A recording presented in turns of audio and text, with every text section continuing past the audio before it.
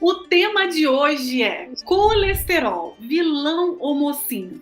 Para que você entenda profundamente, Dr. Cristiano, que é médico, endocrinologista e nutrólogo, vai te falar todos os detalhes que muitas vezes ninguém te conta. Para começar nossa aula, gostaria de saber, Dr. Cristiano, o que é colesterol? Então, a primeira coisa é definir o que é colesterol. Um colesterol é uma molécula, na verdade, do grupo dos álcoois. Todo mundo pensa nela como gordura, né, Nutri? Mas ela é do grupo dos álcoois, né? Tanto que ela termina com ol. Pode observar, todo álcool termina com o sufixo ol. Metanol, etanol, né? E aqui nós temos o colesterol. Então, ela tem esse grupo álcool também, né? Grupo éster também, colesterol, enfim. Mas é uma molécula fundamental à vida, uma das moléculas mais fundamentais para a existência de vida. E ela está presente nas nossas membranas celulares, ou seja, as nossas unidades básicas de vida, que são as células. Elas possuem membranas que revestem essas células e essas membranas são feitas, boa parte dessas membranas são feitas de colesterol. Além disso, ele participa aí de uma série de reações químicas também fundamentais à sobrevivência, à manutenção da vida. Entendi. Então, o colesterol, ele é tão essencial, né? Como qualquer outra coisa na vida humana, né? O colesterol, então, não é, para começar, não é vilão. É fundamental para a nossa vida e o nosso corpo produz colesterol, é isso, doutor Cristiano? Exatamente. Ele é tão fundamental que o nosso corpo produz colesterol. Então, 80% do colesterol que nós temos no nosso corpo e na nossa corrente sanguínea, quando a gente faz aquele exame, dosa, né, os níveis sanguíneos de colesterol, 80% em média, é claro que isso vai variar de pessoa para pessoa, de etnias, então, mas no geral, 80% é produzido pelo próprio organismo. Só 20% ou até menos vem dos níveis sanguíneos, vem da alimentação. É uma menor parte. Então, o consumo de colesterol é pouco relevante, doutor Cristiano? A realidade é que né? A realidade é que o consumo de colesterol ele impacta muito pouco nos níveis sanguíneos de colesterol, né? Ao contrário do que se diz por aí. Essa é a realidade. Existem exceções à regra, algumas pessoas são exceções dessa regra, mas a grande maioria, né, a regra, ela é de que os níveis circulantes de colesterol eles são muito pouco impactados pela ingestão de colesterol alimentar. E então, realmente, o colesterol não é um vilão, doutor Cristiano? Não, pelo contrário, ele é um grande mocinho. Ele é um grande mocinho. O colesterol, ele é fonte de saúde, né? Tanto que existe um estudo de 2015, se eu não me engano, eu tenho que relembrar porque esse estudo eu já li há muito tempo, né? Esse estudo ele fez uma análise de pessoas que estavam fazendo tratamento para reduzir os níveis de colesterol e comparou com um grupo equivalente que não fazia esse tratamento para reduzir os níveis de colesterol. O grupo que estava com colesterol mais baixo teve muito maior incidência de câncer e de doenças autoimunes e a mortalidade maior.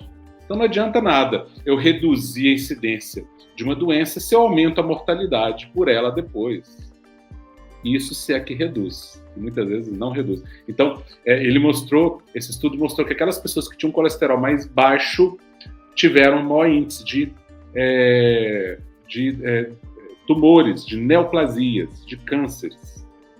E mais, existe um outro estudo que mostra que pessoas centenárias costumam ter o colesterol, inclusive dentro dos padrões ditos aí como normais, né? Isso aí a gente fica muito complexo debater isso, mas pessoas com níveis mais altos de colesterol tendiam a ser mais longevas. A maioria dos centenários, por característica, desde mais novos, não é porque já eram centenários, eles tinham colesterol com níveis, vamos dizer assim, níveis tendendo mais aos graus superiores da normalidade. Então é muito estranho dizer que você baixar o colesterol diminui mortalidade, né? Temos aí estudos mostrando que você tem que tratar aí 100 pessoas para ter um impacto em menos de uma. eu teria que diminuir o colesterol em 100 pessoas, prejudicando as outras 99 e tendo impacto em menos de uma. Isso não é tratamento, né? Então a gente tem que tomar muito cuidado quando se endemoniza o colesterol, quando se joga simplesmente na dosagem de um LDL e um HDL, se simplifica demais, fala que um colesterol é ruim e outro é bom, fala que o colesterol LDL é ruim e o colesterol HDL é bom. E isso depende do nível de oxidação desse colesterol.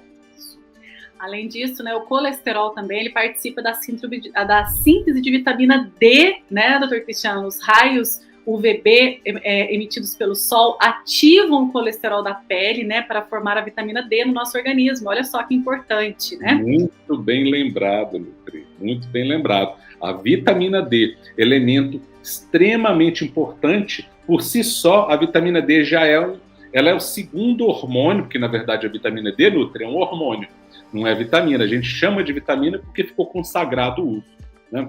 Mas a vitamina D é o segundo hormônio mais importante do corpo. Ele regula os nossos genes. A gente fala em epigenética, né, Nutri? A gente fala em desligar genes ruins e ligar genes bons. A vitamina D participa de vários processos desses. Só essa questão da vitamina D já justificaria todo o cuidado com o colesterol, né? Todo o cuidado em não simplesmente achar que precisa baixar o colesterol, que isso vai resolver para todo mundo. Existe um subtipo de pessoas, existe uma parcela de pessoas que precisa realmente baixar seus níveis de colesterol, mas eu posso garantir que é uma parcela muito pequena diante do quadro geral que nós visualizamos hoje em dia aí, né? Então, uma massa de pessoas fazendo tratamento para baixar colesterol, a grande maioria sem necessidade. Outro fato importante sobre o colesterol é que ele participa na digestão de gorduras, né? O colesterol é usado para formar aí os ácidos biliares, as substâncias necessárias para a digestão de gordura. Então, isso que nós estamos falando aqui são alguns dos pontos, né, da importância do colesterol que é produzido pelo seu corpo.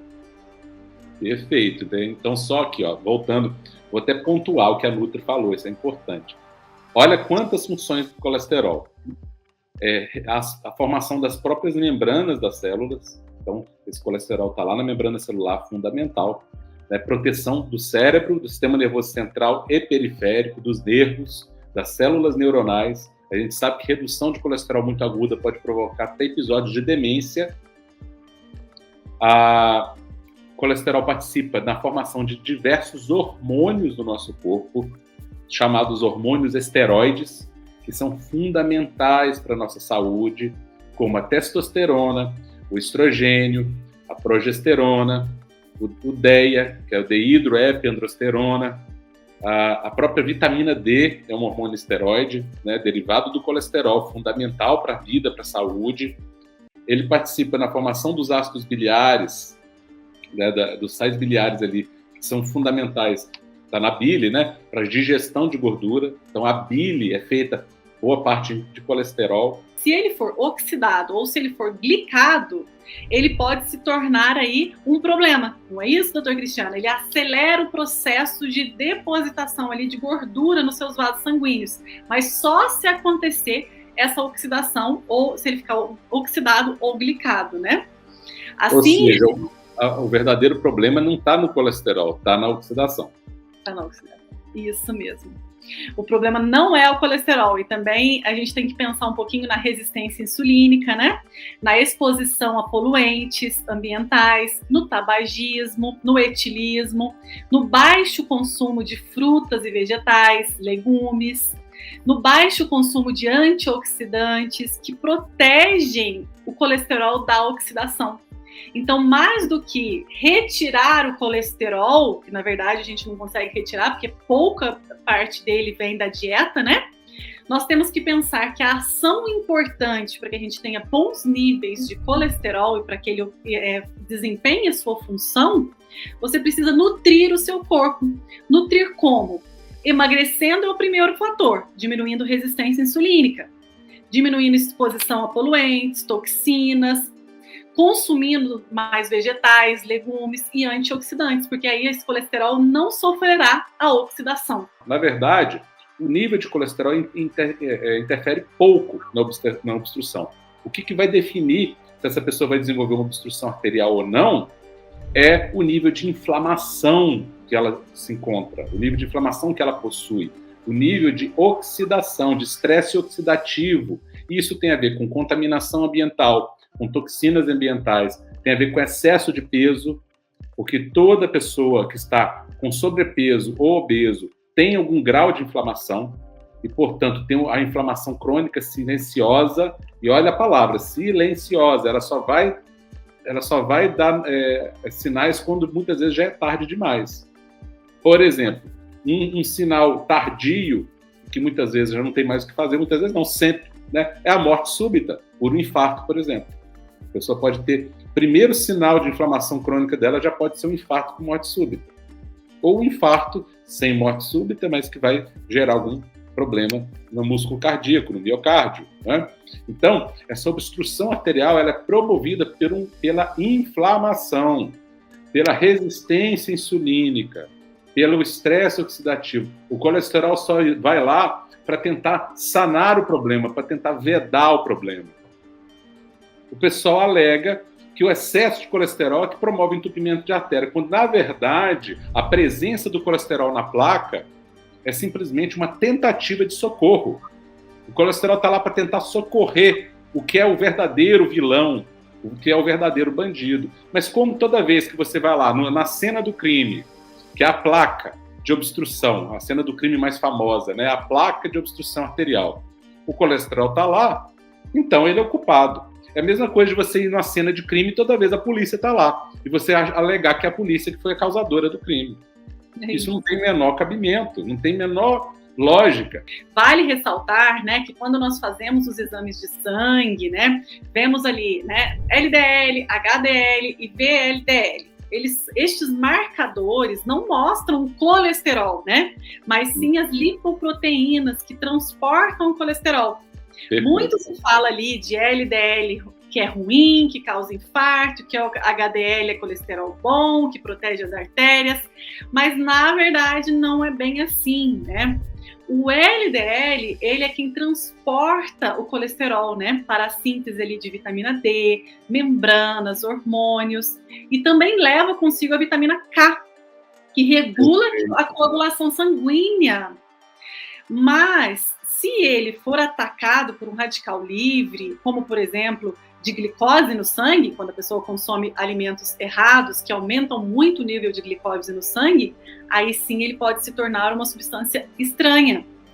Então tem todo um fator aí, né, que pode oxidar essa célula ou glicar essa célula de LDL. Já o HDL, né, doutor Cristiano, é sim um protetor, porque ele pega aí o colesterol dessas células e leva para o fígado, né, para que ele seja eliminado, ou para formar os ácidos biliares, né? Exato. E também ele leva para o intestino, permitindo aí a expulsão pelas fezes. Então, na verdade, pessoal, o colesterol não tem que ser o mocinho ou o vilão. A gente tem que entender, né, as suas funções e o como tratar para que ele seja produzido da maneira certa. O LDL é um complexo que tem colesterol, triglicérides e proteínas, que a gente chama de apoproteínas. Então é um complexo de transporte do colesterol. É diferente. O colesterol é uma molécula que só tem um tipo, só existe colesterol, igual a água. Não tem uma água X, água Y. Água é água, colesterol é colesterol. Então existem esses complexos, né, VLDL, LDL, VDL, que fazem um papel de transportar esse colesterol do fígado para os tecidos e dos tecidos para o fígado, vamos dizer assim, de uma forma bem simplificada. Mas é bem isso mesmo, né? Então o LDL, ele transporta o colesterol do fígado para os tecidos, isso é fundamental. Sem LDL não teria como a gente sobreviver, a gente não produziria nenhum hormônio, esteroide, não produziria vitamina D na pele, não produziria baía de mielina, o cérebro não funcionaria bem, o coração não funcionaria bem, enfim, né? E o HDL que faz o contrário, ele remove dos tecidos aquele excesso e leva de volta para o fígado. O que se pensou que o HDL é benéfico era o seguinte, porque o HDL ele faria o papel como se fosse de limpar as artérias, as placas, né? Ok, isso é bom mesmo, não vou falar que não é bom, isso é bom. Mas não basta o HDL estar limpando as artérias se elas estão sendo atacadas, se elas estão inflamadas. Então aí que está a questão. Mais uma vez, a gente sempre fala em focar na causa do problema e não na consequência. Então o acúmulo de colesterol ali é uma consequência. Então o tipo de colesterol, simplesmente LDL, HDL, tem muito pouco a ver com o colesterol ser bom ou ruim, o tipo de lipoproteína. Existem tipos de HDL, de LDL que são maléficos, que são partículas pequenas, densas e oxidadas. Isso aí tem que fazer um exame ultra complexo, que não se faz no dia a dia, não adianta pedir isso no consultório, não existe esse exame no consultório, existe a título de pesquisa científica, altamente caro, difícil de fazer, tá? E aí você vai classificar, existem, se eu não me engano, né, tem um tempinho que eu li sobre o assunto, mas se eu não me engano são 5 tipos de LDL. Desses 5, 2 são dessa forma, negativa. Os outros 3 são bons, não infiltram, não promovem formação de placa. Então, como é que a gente vai considerar o LDL como bom ou ruim? Eu não sei que tipo de LDL está predominando ali. Eu posso ter um LDL baixo, altamente aterogênico, formador de placa, e posso ter um LDL alto, que não é nada aterogênico. E o HDL, idem, existem HDLs bons e tem HDLs oxidados também. Não é tanto, é mais o LDL que oxida, mas existe também. Existem estudos já mostrando isso, coisa mais de 5 anos para cá, bem atual.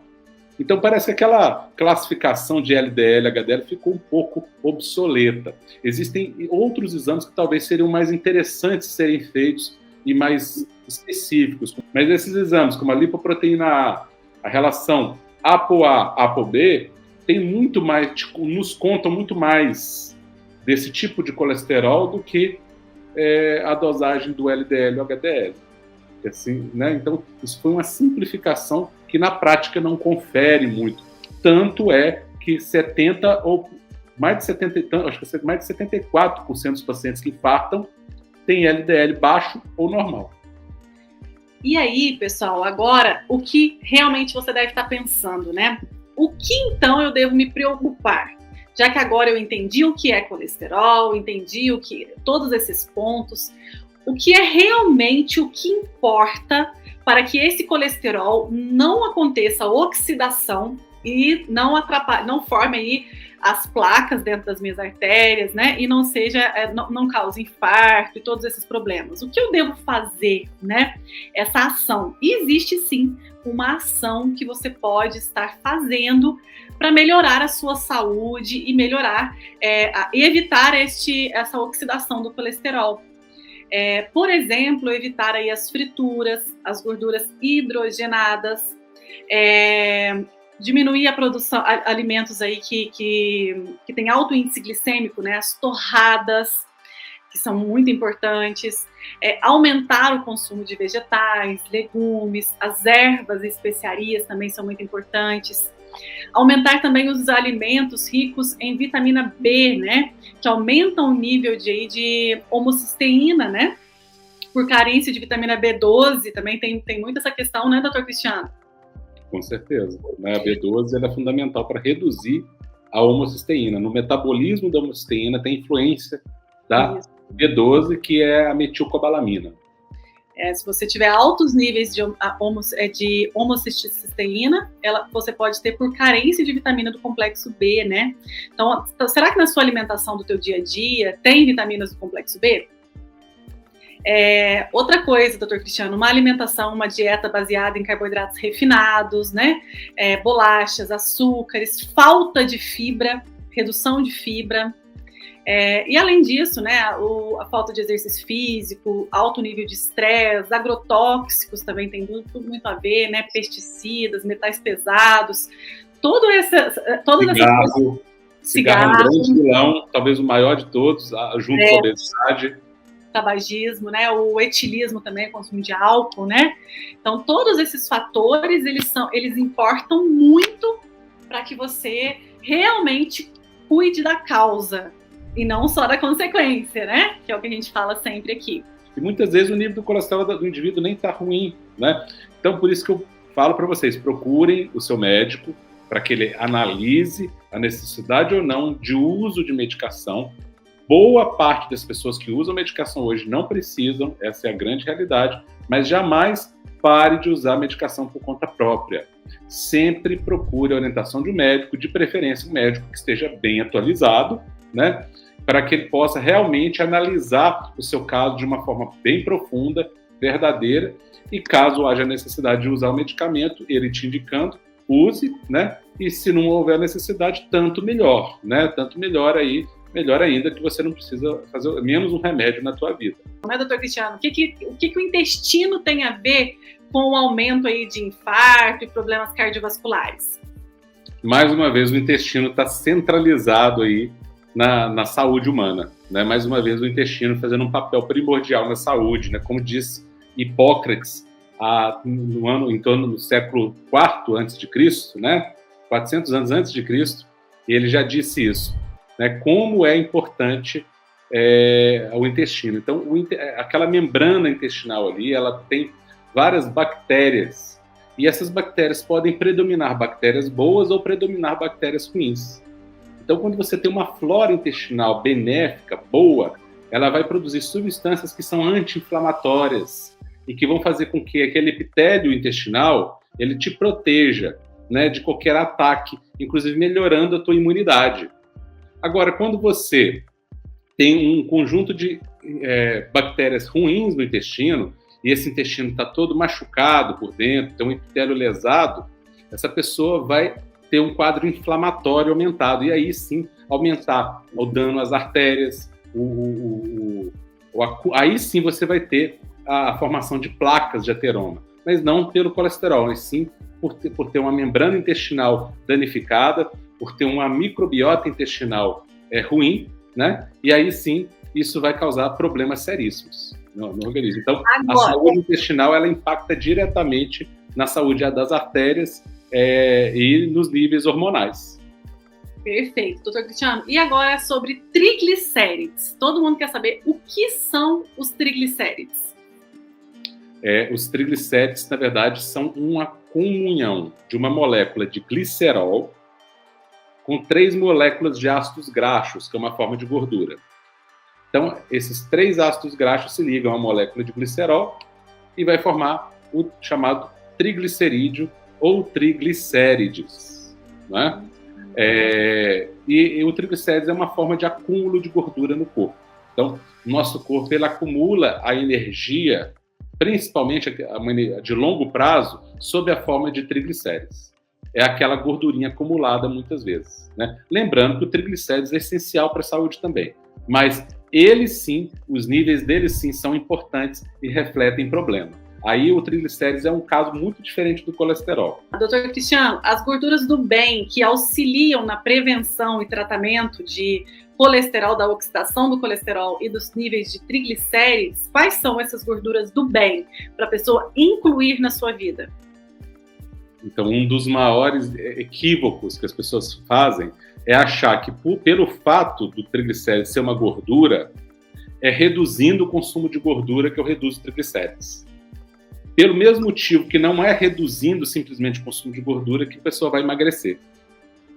Muitas vezes a pessoa precisa até comer mais gorduras para poder emagrecer, né? Então, pelo mesmo motivo, porque a gordura corporal, ela não é ligada diretamente à gordura alimentar. Se você tem colesterol ou triglicérides alterado, não pense que apenas o remédio vai te ajudar. Se o seu médico prescreveu o remédio, ok, continue o uso. Mas o que você pode fazer? Buscar uma alimentação, mudar os hábitos de vida, porque você tem que ter ação sobre os problemas que acontecem na sua saúde. Você tem responsabilidade sobre a sua saúde, não é? O problema é quando a gente começa a acreditar que tomar uma pílula é mais efetivo do que melhorar o nosso estilo de vida. É aí que está o erro, né? Que tomar uma pílula é melhor do que emagrecer. Que tomar uma pílula é melhor do que abandonar o tabagismo. Que tomar uma pílula é melhor do que praticar uma atividade física regular. Que tomar uma pílula é melhor do que comer vegetais, que são ricos em antioxidantes, por exemplo. Que comer ovos com a gema, que tem muito antioxidante, tem luteína, tem zeaxantina, que são ótimos, inclusive para visão, para retina. Tem gente aí com problema visual porque não se alimenta bem. E vai no oftalmologista e vai fazer a cirurgia de catarata, vai fazer a cirurgia X, vai colocar lente, não sei o quê, e não vai melhorar. Por quê? Porque está com problema, está com uma desnutrição, só que essa desnutrição está se manifestando, por exemplo, com um problema na retina. Se a pessoa está tirando colesterol, sem colesterol, ela vai ficar com uma retina defeituosa. A retina é feita de colesterol, gente.